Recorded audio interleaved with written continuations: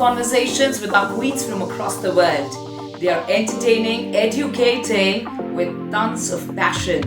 Welcome to the show, Queens Forever.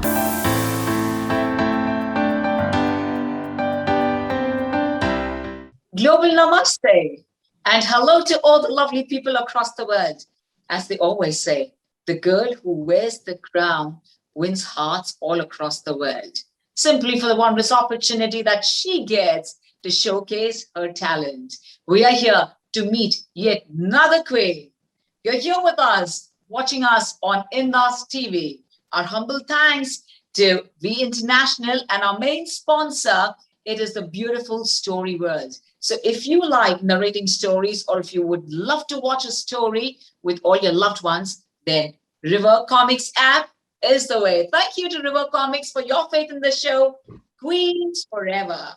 So let us truly invite the mesmerizing Miss Universe Malaysia first runner-up, Miss Tourism World Malaysia, UK Top Model of Color, Top 20, Miss International Chelliah, Miss Global Malaysia, who represented Malaysia at Miss Global at Los Angeles, only to win the subtitle of Miss Enterprise.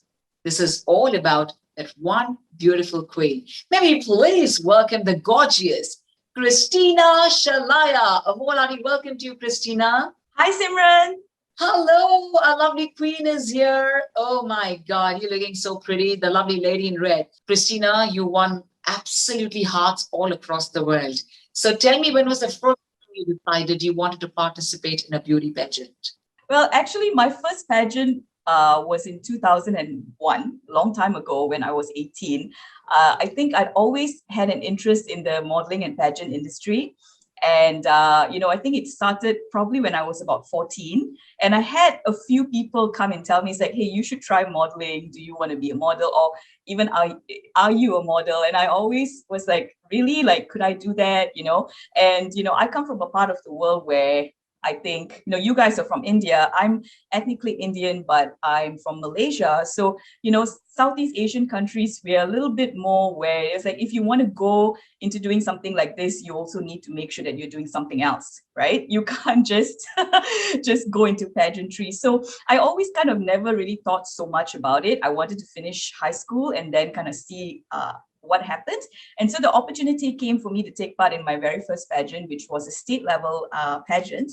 And that's how I started. So that was my very first time. I had not had any training or grooming or anything like that.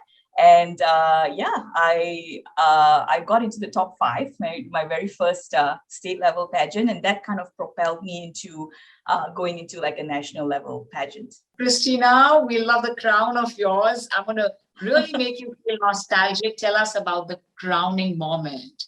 Tell us what was it all about.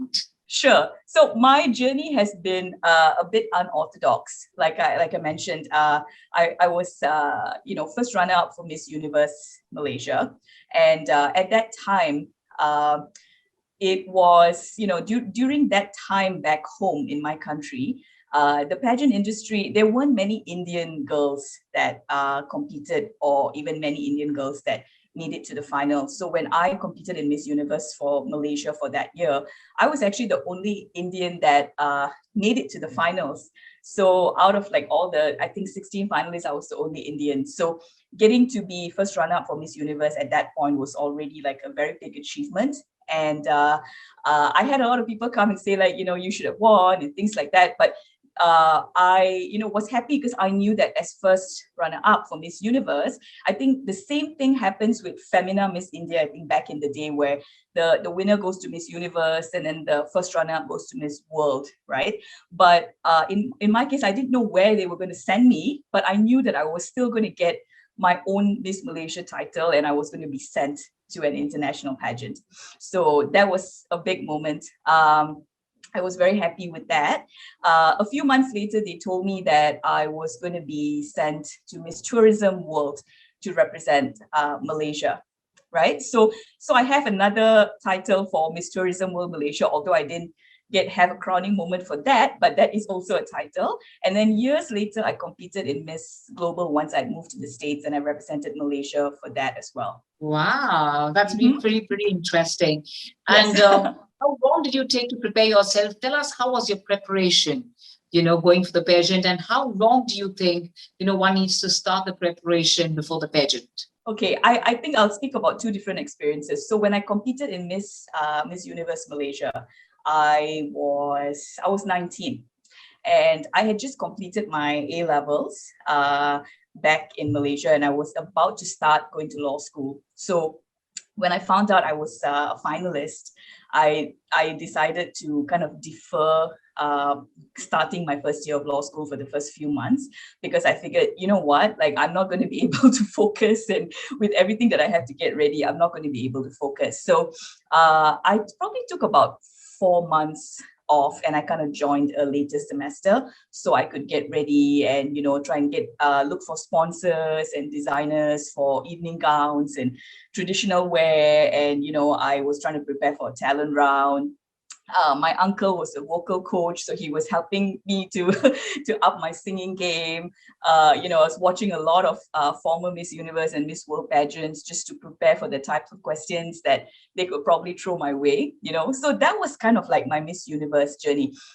When I took part in Miss Global, that was about 11 years after that, and I was in New York at that time, and I had just moved to the States, so I didn't have much that many resources, and I was trying to scramble to get sponsors on my own and get a team together so I could kind of represent Malaysia. And I think it took me about 6 months, and I reached out to some Malaysian designers that I'd worked with in the past back home, and they did custom made gowns for me for the traditional wear and also for the evening wear. And I found sponsors here to help me out with just various things like shoes and accessories. And I actually was on Radio Asia too for an interview. I think they were one of my media sponsors at that time, funnily enough.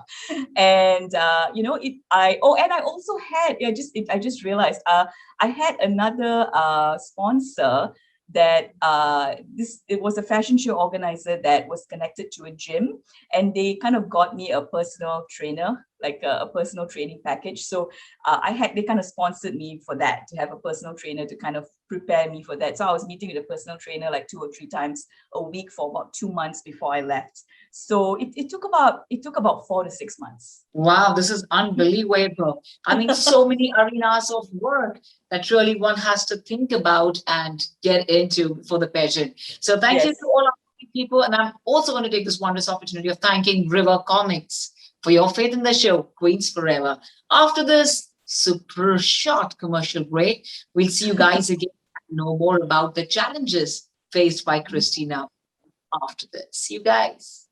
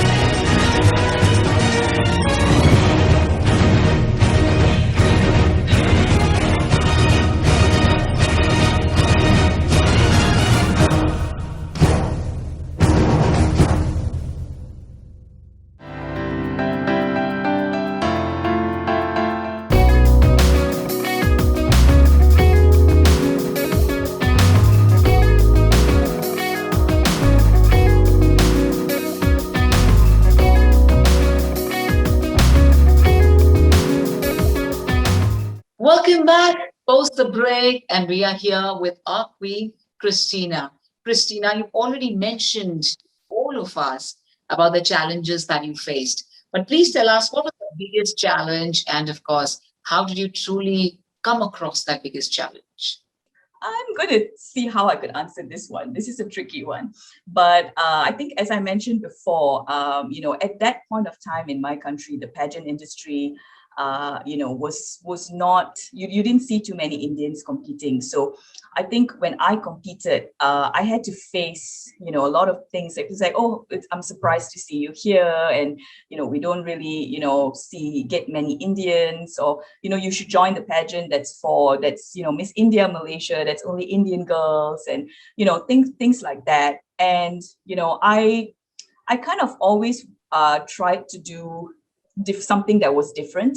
I didn't want to, kind of go into the mold of what people thought I wanted to do. And I said, you know what, like, I know that I have what it takes to do this. And even though I don't exactly have like that one role model, like I don't see like a former Miss Malaysia who's, an Indian or someone who has done well, I said, maybe I could be that first one.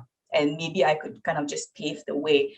And, I just kind of like stuck with it and didn't really let any of those things kind of, throw me off. You know how I was given the title of Miss Tourism World, and I was supposed to represent Malaysia at that pageant. What had eventually happened was that they didn't end up sending me for the pageant, and I never got a substantial reason as to why I was not sent. But the irony was that the girl who came in as second runner-up for Miss Malaysia Universe in my year, she was sent to an international pageant and she got to represent Malaysia. And, at that time, there were so many different thoughts running through my head because, she was Chinese and they sent her. And whereas I was the first runner-up and I was supposed to go. And, there was just questions that were never answered for me. And because I was under a contract, I couldn't really do too much about it. So I kind of had to sit out my contract. But unfortunately, because I didn't want to risk not losing my title, at the same time, I also did not get to actually eventually represent Malaysia when it was represented to me that I was going to. So that was something that was very difficult for me to deal with. But I think 11 years later, when I had moved to this country and when there was an opportunity for me to represent Malaysia at Miss Global, I jumped on that opportunity. And although I didn't have I didn't exactly have, a pageant organizer that was sponsoring me to go. Like I mentioned, I put together a team of sponsors and I did it on my own. And I think I kind of like put that little check mark on, okay, I finally got to represent Malaysia, although I'm doing it 11 years after I actually was Miss Malaysia. And I'm doing it in my own way and I'm doing it on my own terms, So I think that was just probably like the biggest challenge, because I could have just left it and just let it be a kind of like a bitter experience where I felt like I was shafted and not given what was mine. But I didn't, and I kind of took it and tried to use it in a positive way and found a way to still do find a way to get what was still due to me. Although it wasn't as big as a stage, it was still an international pageant and I still got to go and represent my country and feel like what that felt like. And I still managed to win a subsidiary title like while doing that. So yeah, that would possibly be like my biggest challenge in the pageant arena. Interesting. I don't want to really, gets into people's hearts, mind, and soul, because right from, your toenail till the top of the head, you need to be like a perfectionist at everything, including not just the aesthetic appeal, but also mentally fit as well as physically fit. Mm-hmm. So I really, what is your best part of the pageantry? What do you really enjoy the most? I think what I enjoy the most about pageantry is, and sometimes, it's also interesting when you look at other contestants or you look at other pageants, and if you follow from start to end, and if you watch someone's journey, for the most part, I think if the girls are competing with the right mindset, and I think, Simran, you're a former beauty queen yourself, and you understand this, like you kind of get to see the transformation, like when someone comes, you see, even if in their face, you can kind of see like this person is a bit green, right? And they don't really know too much or they're not very experienced. But then when they go through that whole process, even if you don't end up winning, you come out stronger, and you've just learned so much about so many things. Like, you've learned how to be gracious. You've learned how to, like, if I lose, I still have to stand and I have to smile. I still have to be nice to people. I still have to carry myself with dignity. I still have to, all of those things. You learn choreography, you learn, how to present yourself, you learn how to speak, and you get more confident, and you learn about other people too, because all kinds of you have people from all different backgrounds that come together, and it's an opportunity for you to just learn so many different things. So I think from the start to the end, you just come out stronger. You just learn so much. And if I apply that to myself, I would just look at it as, I've always been a confident person, but I think going through that whole pageant experience just gave me that little bit of that boost that I needed to fully come into my own in terms of who I am as a person and my identity, because that was something that was probably my first biggest achievement in life before I kind of went on to do other things that I'm since proud of, that I can attribute to as being as part of my identity. But I think being a beauty queen was the first, and it's always going to be there, because it gave me my very first platform. So I think the overall experience would actually be, I can't exactly say what's the best part, but I would say the overall experience, like, despite the challenges I spoke about earlier, the overall experience is just propelled me in the right direction, and it has opened a lot of doors. Wow, this is really, truly interesting. Let me tell you, our beautiful, of course, our queens get to meet the world at one place. And, this is really so interesting, where you meet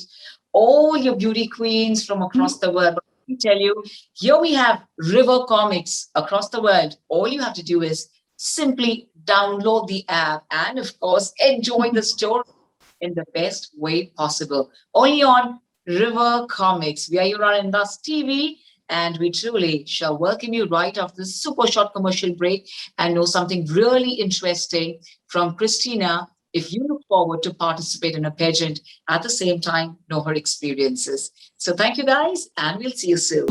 Ladies and gentlemen, put your hands together for We International Founder, President, Chairman, Mr. Bharat Goradia, Bollywood star.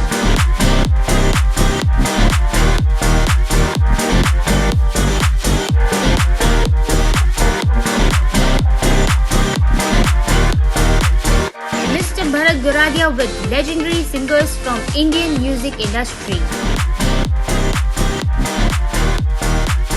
He believes in spreading smiles over everyone's faces. Sports champion.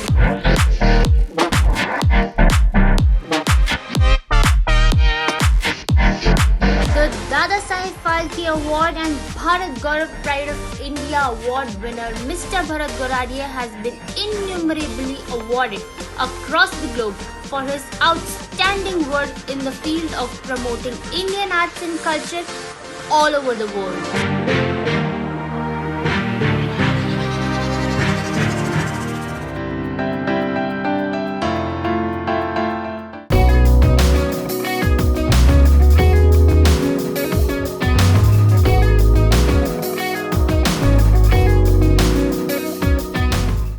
La la la, we are here with a gorgeous Christina. So Christina, let's get started. How interested are you in stories? Because I'm going to ask you to please tell everyone and give them an advice, a very small little advice to win the crown.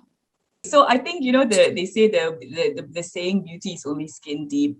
I think once you come to a certain level of competing, usually that would be at a national level, and definitely at an international level, right? You always think about, oh my God, these poor judges, like, how are they going to make a decision? Because this person has got this, and this person has got that, right? And you're thinking, like, what is the best winning combination, and how do you decide? And I don't know, I've been invited to be a judge at pageants before, and I think the most important thing is, for me, is seeing, besides what I guess, necessary to be a beauty queen. Like, you know, you have grace, you have poise, of course, you have a pretty face, you speak well, you have a general intention to you know, to use your title for good.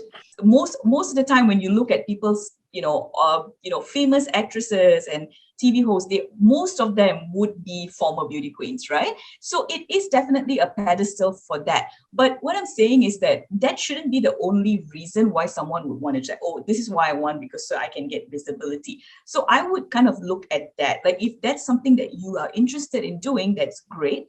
But there should be something more in your intention for competing. And, you know, I kind of always look at it that way. And I think how you treat people, I think looking at, see, when the cameras are on you, you know that you're being observed, right? And how you treat people, it's one thing because people are looking at you, all eyes are on you.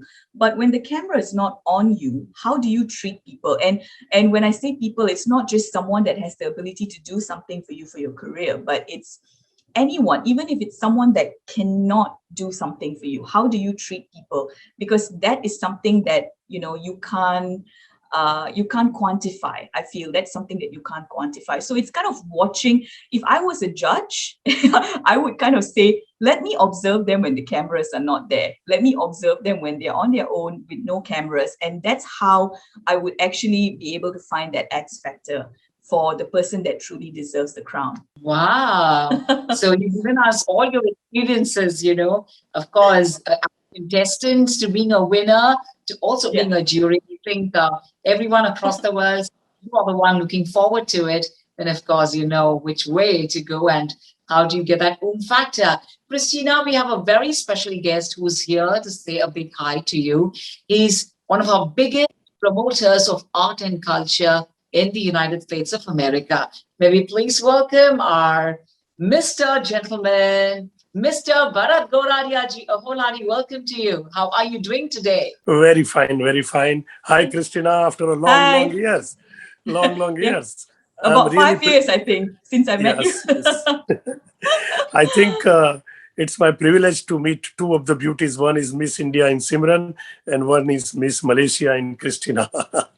Thank you. Christina, on behalf of our sponsor, River Comics, Japan Thakkar, IndusTV, and all of us, thank you so very much for being a part of this wonderful show called Queens Forever.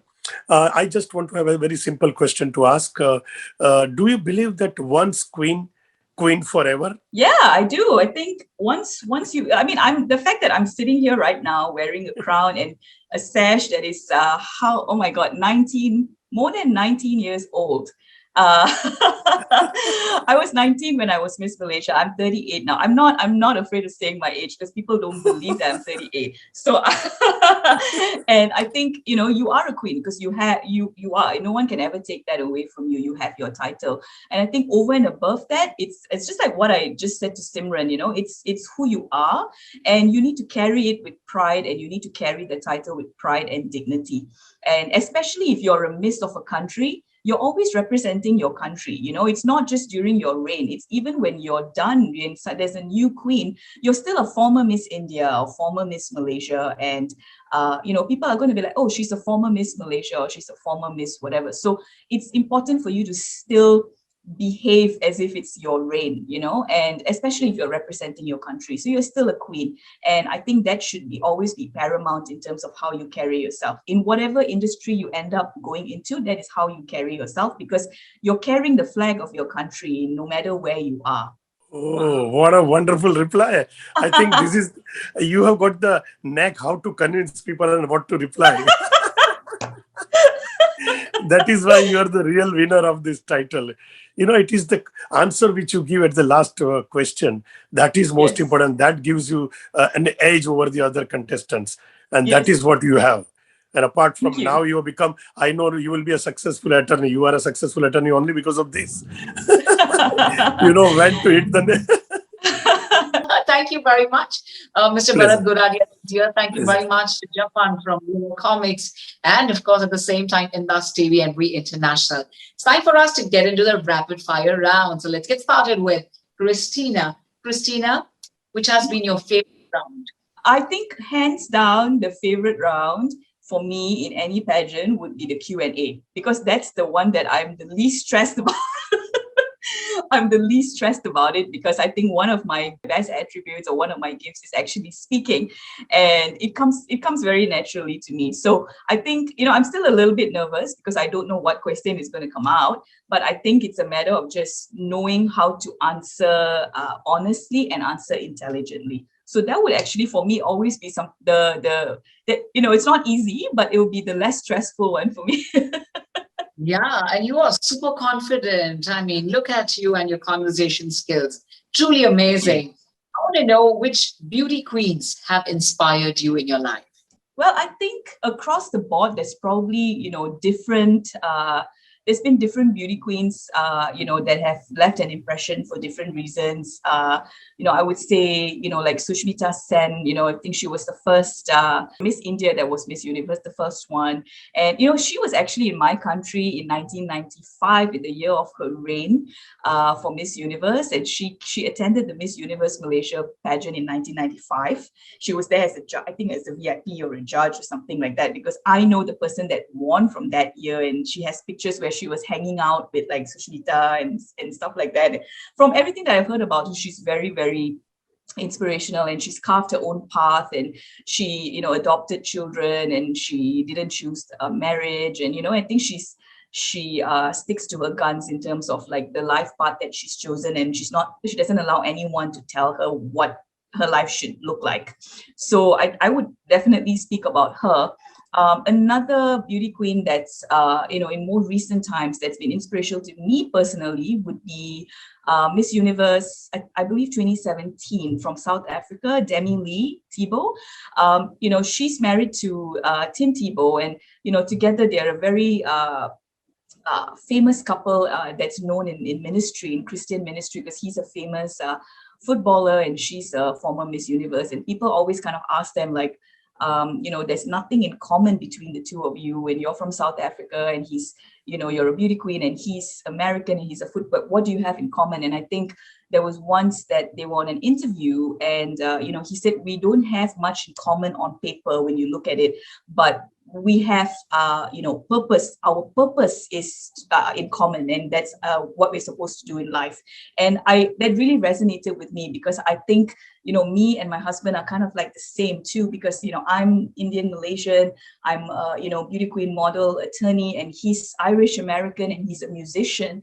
And, on paper, we are completely, it's like, it doesn't make sense, right? But, we've been able to do so much together as a couple. And we've been able to inspire a lot of people as well, if not for anything else, just in terms of our relationship and our marriage, and especially in these days and times when it's so difficult for people to stay married at our age, right? So I kind of like draw inspiration from her and from her marriage. For that purpose. And I think I'll throw out one more name, since she's also Indian. The recent Miss Universe pageant, one of the contestant from Australia, Maria Tatil, she is also Indian. She's actually from, her father is from Kerala, so she's Malayali, but she was born and raised in Australia, and she's 5'3". She's a short Indian girl. And, when she competed this time, she was the shortest ever contestant for Miss Universe in the history of like Miss Universe. But she made it to the top 10 for Australia. And she dealt with a lot. I listened to a couple of her interviews, and she dealt with a lot of, like cyberbullying and all kinds of things, where people are saying that you're not Australian enough to represent Australia because she's an Indian, right? And she's not a very fair Indian. So people like, you're not Australian, but she's Australian. She's born and bred in Australia, right? And not only did she represent the country well, she got into the top 10 for Australia. So one of the things that she was advocating for like just the pageants were like, why are we still having a height requirement? Like, why is it a minimum of 5'6" or a minimum of 5'7"? Because Australia did not impose that requirement, and she won Miss Australia, and then she got Miss Top 10 in Miss Universe. So after that happened with her and all that she was speaking about the height requirement, I believe that the Philippines, the week after that, like the Philippines actually removed their height requirement for Miss Universe contestants in their country. So there's no longer like a 5'6" requirement, minimum 5'6" height requirement. And I believe a couple of other countries actually did the same thing. And it's because of her. It's because of what she spoke about, and it's also because of the fact that she actually did it, and if you actually watch some of these, she actually looks like the other girls look like a giant next to her, because with the heels, right, they at least, like, I don't know, maybe about a foot, almost a foot taller, not letting all kinds of hate speech and cyberbullying kind of get to her, and she's made a positive impact. And the fact that she's of Indian origin is, of course, something that makes me happy. Now, I want to know this, which is your favorite food you give up before the pageant? So maybe 3 months down the line, you're following a particular diet. Which is your favorite food you had to give up? Well, during Miss Malaysia, not so much, because I think that at that time I was still 19, so I had a very high metabolism. So the only thing I probably didn't eat as much, like desserts maybe. But when I took part in Miss Global, I was slightly older. So the personal trainer that I spoke about made sure that I actually stayed away from carbs, and I could only eat carbs like 1 day a week for like the last 4 weeks. So we're Indians, right? So we can't live without rice. So that that was difficult. And I kind of did that for about a month. I only had rice like once a week. So that would be the only thing that I did. Other than that, I didn't do anything too extreme. Your favorite color for the evening gown round? Well, the fact that you mentioned red earlier, red has always been my favorite color. But funnily enough, my evening gowns have never been red. It's always been, I think, silver. I had silver and green. Silver is another good color for an evening gown. And here we come to the last question. If you had to date a superstar, of your country, who would you like to date? What would you like to tell him? I don't know if I'm going to be able to give you an answer for this. There probably wouldn't be, I don't know. There was never one particular person from my country that I don't know, maybe I'm a bit boring when it comes to this, but there's not one particular person that I would pinpoint. So sorry to disappoint. I have another interesting question. Okay. What has been your favorite story or your all-time favorite comic? Probably, you know what? Archie. So the app River Comics, brings you all your favorite comics you always wanted to read, stories that you wanted to know, you wanted to narrate, or you wanted to enjoy with your loved ones in the best way possible. All you need to do is download the app, River Comics. And I'm truly, truly thankful to you. Thank you, Christina, for being here with us. You've not just inspired people on how to win the crown, but also how to balance your life. So it's been absolutely an interesting conversation on behalf of IndusTV International and River Comics, Mr. Japan. We're truly thankful to the lovely Queen for being here with us. And of course, as they always say, once a queen, queen forever. Here we have with us Christina, our Miss Malaysia. And we'd like to thank you from deep within our hearts for being here with us and inspiring all those girls to follow your footsteps. Thank you, Christina, and thank you, guys. We have Bharat, who's also going to thank you on behalf of IndusTV. Thank you so much, Simran. Thank you so much, Mr. Bharat Goradia. Thank you to the sponsors. Thank you to River Comics and also to IndusTV. Thank you so much for having me here. So thank you so much for all the work that you do in promoting arts and culture. And I'm really honored and humbled to be here. Thank you. Thank you so much.